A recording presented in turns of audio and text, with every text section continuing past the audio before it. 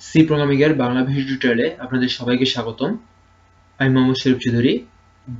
আজকের পর্বে আমি আপনাদের স্ট্রিং ফাংশন নিয়ে আলোচনা করব। সো স্ট্রিং ফাংশন শুরু করার আগে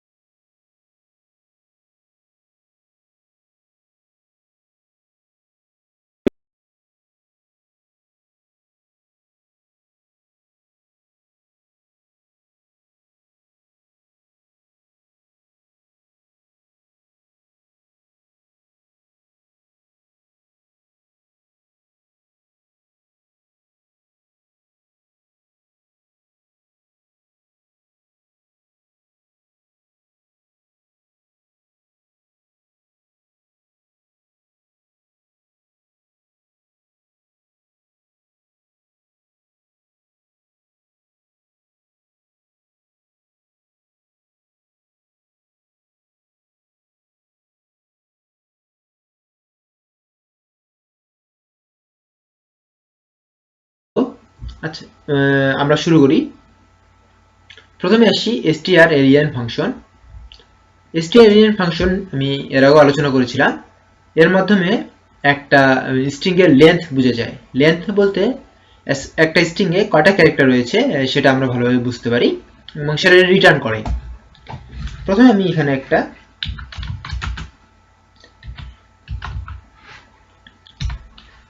ক্যারেক্টার ডিক্লেয়ার করলাম এক্সারসাইজে এবং এখানে লিখলাম hstu। এখানে মোট 4টা ক্যারেক্টার রয়েছে এবং এই গোটা স্ট্রিং এ মোট 4টা ক্যারেক্টার রয়েছে এবং ব্যাকস্ল্যাশ 0 অর্থাৎ নাল ক্যারেক্টার মিলে মোট 5টা। সাধারণভাবে আমরা 4টা ক্যারেক্টার দেখতে পাচ্ছি এবং এর লেন্থও এই ক্ষেত্রে 4 এবং স্ট্রিং ফাংশনের মাধ্যমে আমাদের এই লেন্থটা রিটার্ন করে।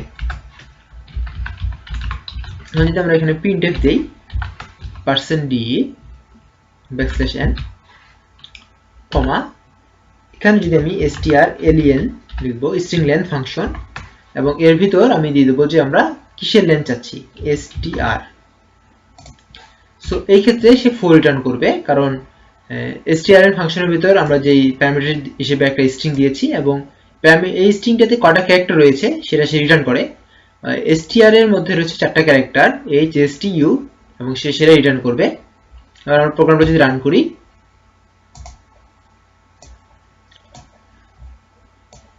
আমি যদি প্রোগ্রাম রান করি তো এখানে দেখতে পাবো যে আউটপুট 4 আসছে।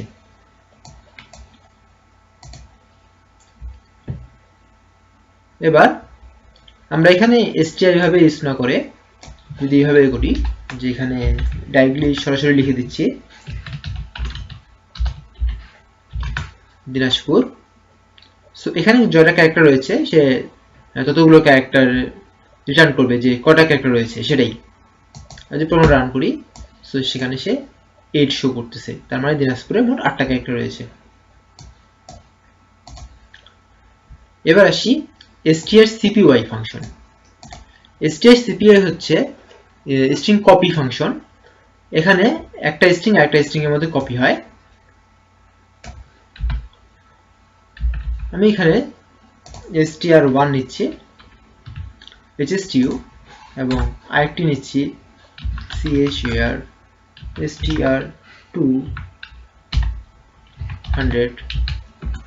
equal to Dinajpur.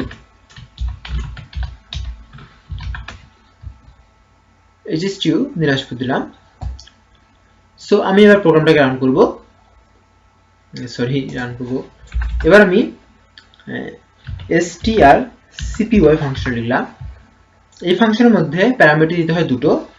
প্রথমটা হচ্ছে যার মধ্যে কপি করব str1 এবং দ্বিতীয়টার মধ্যে হচ্ছে আমরা যেটা কপি করব সেটা হচ্ছে str2 অর্থাৎ str2 এর সবকিছু str1 এর মধ্যে কপি হয়ে যাবে।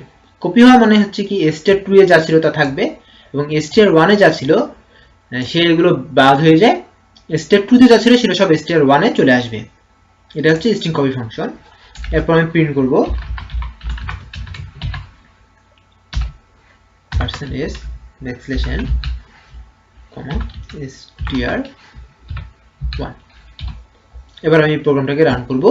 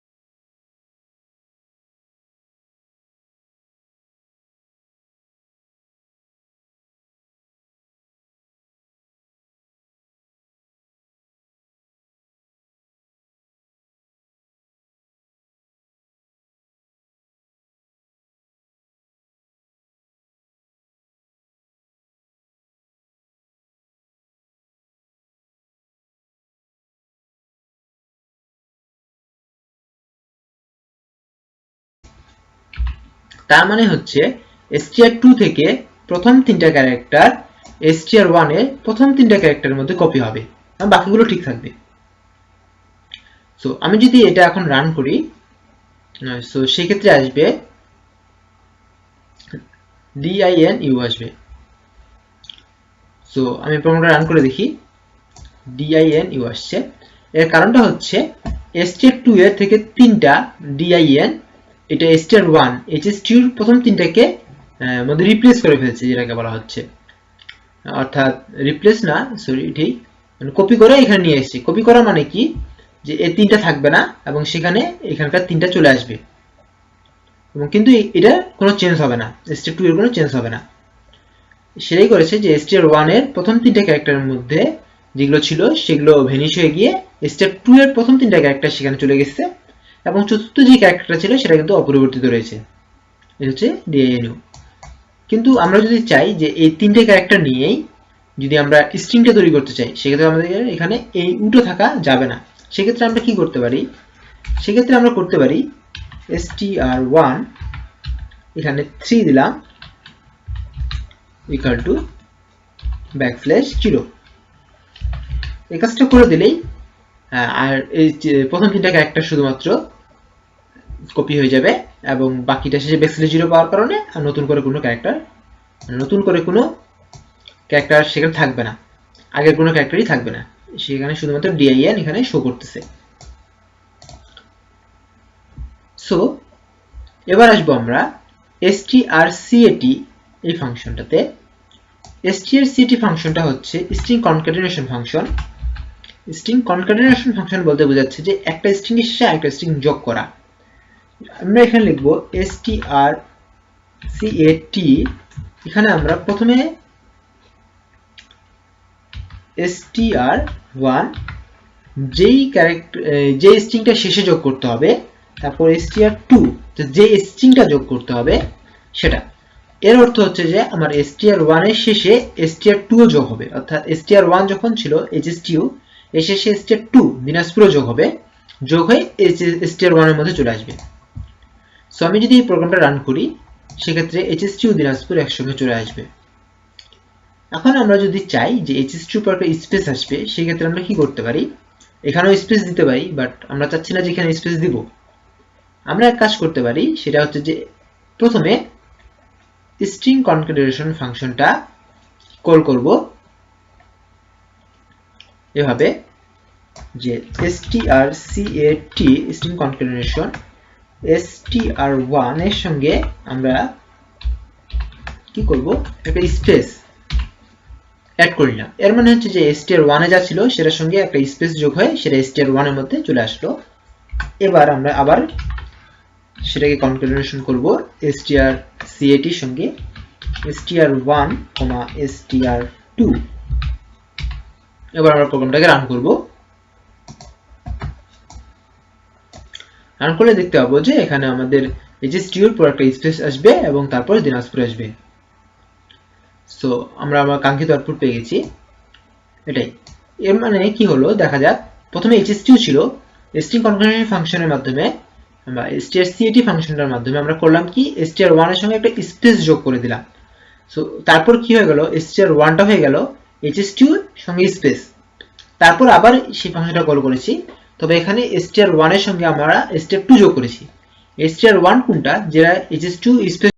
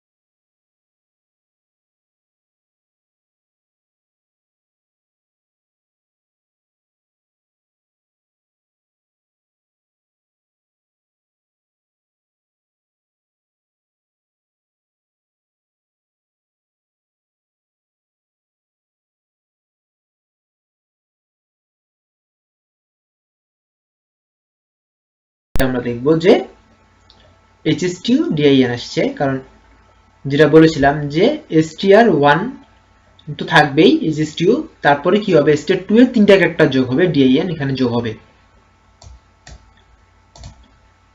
সো strcat ফাংশন এটাই। এবার আসবো strcmp ফাংশন। স্ট্রিং কম্পেয়ার ফাংশনটা আমি এর আগে আলোচনা করেছি, তবে এখানে আমরা একটু চেঞ্জ করতেছি। সেটা হচ্ছে আমি নিলাম যে abc এবং এখানে নিলাম আমি bcd এবং এখানে নিলাম xyz, bcd xyz নিলাম। এখন আমরা আসবো string compare function strcmp। String compare function হচ্ছে দুটো স্ট্রিং কে কম্পেয়ার করে, str1 str2 কম্পেয়ার করে, এবং এই কম্পেয়ারটা চেক করতে থাকে প্রথম ক্যারেক্টার টু ক্যারেক্টার। যদি এখানে যে ক্যারেক্টারটা চেঞ্জ পায় অর্থাৎ সেম না, সেই ক্যারেক্টারটার ভিত্তিতেই আমাদের এখানে স্ট্রিং কম্পেয়ার ফাংশনটা কি রিটার্ন করবে তা বোঝা যায়। যেমন এখানে প্রথম ক্যারেক্টারটাই চেঞ্জ না, মানে একই না, সেম না, সরি চেঞ্জ না মানে একই না। সো সেই ক্ষেত্রে প্রথমটা যেহেতু ছোট এবং পরেরটা যেহেতু বড়, সেহেতু এই ফাংশনটা রিটার্ন করবে -1। আবার যদি প্রথমটা যদি বড় হতো, তারপর দুটো যদি ছোট হতো তাহলে +1, কিন্তু দুটো যদি সমান হতো তাহলে 0 রিটার্ন করতো। দুটো সমান বলতে কি, গোটা সবগুলোই চেক করে দুটো সমান যেটাকে বলা হয়। আচ্ছা, বোঝার সুবিধার্থে আমি এখানেও বি দিলাম। এবার দেখি কিরকম হবে। যে দেখুন স্ট্রিং কম্পেয়ার ফাংশনটা প্রথমে এটা চেক করবে, এটা চেক করবে, দুটো সেম, তারপরে পরেরটাতে যাবে।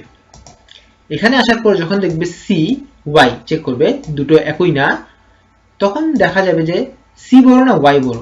যেহেতু এখানে ওয়াই বড় অর্থাৎ প্রথমটা থেকে পরেরটা বড়, তখন এই ফাংশনটা মাইনাস রিটার্ন করবে। আমরা দেখে নিই ফাংশনটা মাইনাস রিটার্ন করতেছে কিনা। আমরা কি করব, প্রিন্ট করব এটা printf %d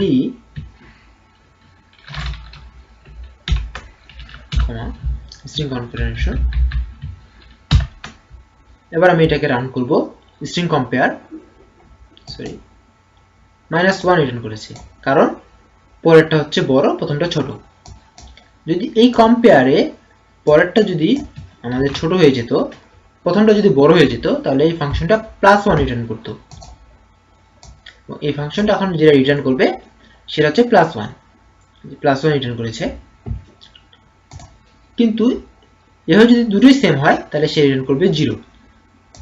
অর্থাৎ আমি এখানে বিবি দিলাম, আবার এখানেও বিবি দিলাম, তার মানে কি দুটো সেম, সেক্ষেত্রে রিটার্ন করবে 0।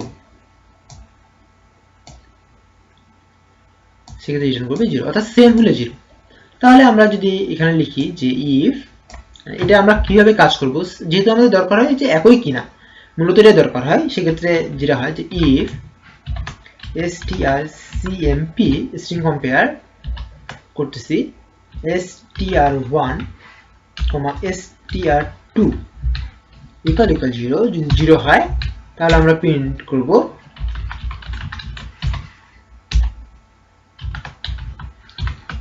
they are same।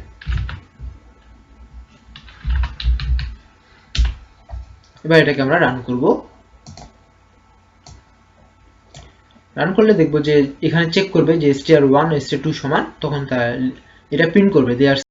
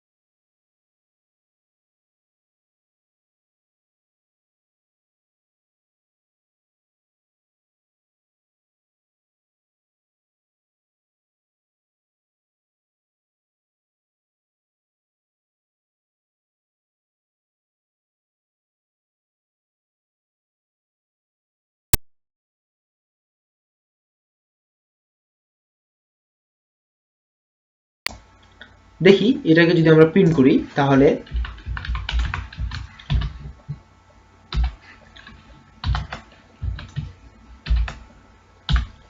এটাকে যদি আমরা প্রিন্ট করি তাহলে দেখব যে 0 আসবে। 0 আসা মানে কি, যে সেম। সো এটা আমরা ইফ এলস কন্ডিশনের মাধ্যমে ইউজ করতে পারবো, যে ইফ দিব if not strncmp string compare str1 str2 2 দিলাম, যদি এখানে দেব, তারপর আমি প্রিন্ট করব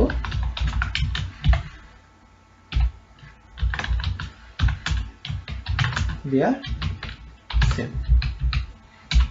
এবার আমি প্রোগ্রামটাকে রান করব। রান করলে দেখব যে they are same। এবার আমরা আসি যে আজকের আমাদের পড়বে লাস্ট ফাংশন strcowl। এই ফাংশনটার কাজ পুরোপুরি ভাবে স্ট্রিং কম্পেয়ার ফাংশনের কাজের মতোই, তবে কিছু ক্ষেত্রে ব্যতিক্রম রয়েছে। ব্যতিক্রমটা একটু পরে বলি, আগে দেখিয়ে দিই যে কিভাবে এটা স্ট্রিং কম্পেয়ার ফাংশনের মতো। স্ট্রিং কম্পেয়ার আমরা যেভাবে কম্পেয়ার করি str কল ফাংশনটা ঠিক সেরকম। যেমন এই ফাংশনের ক্ষেত্রে আমাদের strcowl এখানে আমাদেরকে দুটো স্ট্রিং দিতে হবে, str1 str2। এই ফাংশনের ক্ষেত্রে স্ট্রিং কম্পেয়ার রিটার্ন করতেছিল পজিটিভ মান, কারণ প্রথমটা হচ্ছে এখানে চেঞ্জ পাবে, প্রথমে এখানে ডি তে, ডি হচ্ছে বড় বি হচ্ছে ছোট, তার মানে এটা পজিটিভ রিটার্ন করবে। এক্ষেত্রে তাই করবে %d।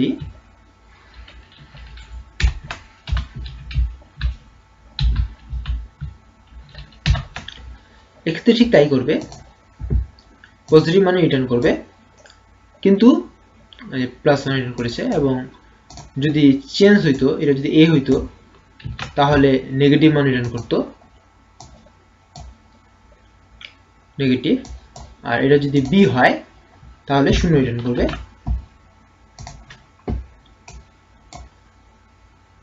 0। সো দুটোই যেহেতু ফাংশন একই মনে হচ্ছে আপাত দৃষ্টিতে, এবং দুটো ফাংশন পুরোটাই একই অনেক ক্ষেত্রেই, কিছু কিছু ক্ষেত্রে বাদে, সেই ক্ষেত্রটা আমি একটু আলোচনা করব একটু পরে। তার আগে বলে রাখি যে স্ট্রিং কল ফাংশনটা থেকে স্ট্রিং কম্পেয়ার ফাংশনটা অনেক ফাস্ট। সো আমরা সাধারণভাবে চেষ্টা করব স্ট্রিং কম্পেয়ার ফাংশনটা ইউজ করতে, এবং দুটো ফাংশনের মধ্যে আপাত দৃষ্টিতে কোনো পার্থক্য নেই। পার্থক্য হচ্ছে যে স্ট্রিং কল ফাংশনটা ইউজ করা হয় লোকালের ক্ষেত্রে। লোকাল ব্যাপারটা কিরকম, যে কিছু কিছু ভাষায়, যেমন কিছু কিছু ভাষায় ক্যারেক্টার রয়েছে যেগুলো আমাদের কিবোর্ডে পাওয়া যাচ্ছে না, কিবোর্ডে দেখা যায় না, মোবাইলের আপনারা দেখতে পাবেন যে ই এর সঙ্গে একটা ছোট হাতে ই উপরে একটা চিহ্ন থাকে, এই টাইপের কিছু ক্যারেক্টার থাকে। সেই ক্যারেক্টারগুলো আস্কি মান নিয়ে হিসাব করার ক্ষেত্রে স্ট্রিং কম্পেয়ার ফাংশন কাজ করে না। সেক্ষেত্রে অফকোর্স আপনাকে strcol এই ফাংশনটা ইউজ করতে হবে। তবে আমাদের ম্যাক্সিমাম ক্ষেত্রে সেই ফাংশনটা কাজে লাগে না। আমরা চেষ্টা করব যে স্ট্রিং কম্পেয়ার ফাংশনটা ইউজ করতে, কারণ লোকাল আমরা সহজে ইউজ করি না এবং বাংলাদেশের প্রেক্ষাপটে তো অফকোর্স নয়। সো স্ট্রিং কম্পেয়ার ফাংশনটাই আপাতত জেনে রাখা ভালো, এবং স্ট্রিং কল ফাংশনটা একটু হলেও জেনে রাখুন। আর স্ট্রিং কম্পেয়ার ফাংশনটা ইউজ করতে কোনো বাধা নেই এই ক্ষেত্রে, কারণ আমরা লোকাল যেহেতু ইউজ করি না। এছাড়া স্ট্রিং কম্পেয়ার, স্ট্রিং কল এই দুটো ফাংশনের মধ্যে কোনো পার্থক্য নেই। str কল এর লোকালের ক্ষেত্রে শুধুমাত্র ব্যবহার করা হয়। আপনার নেটে সার্চ দিয়ে থেকে ভালো ডকুমেন্টটি পেয়ে যাবেন এবং আপনারা সেটাও দেখার চেষ্টা করবেন।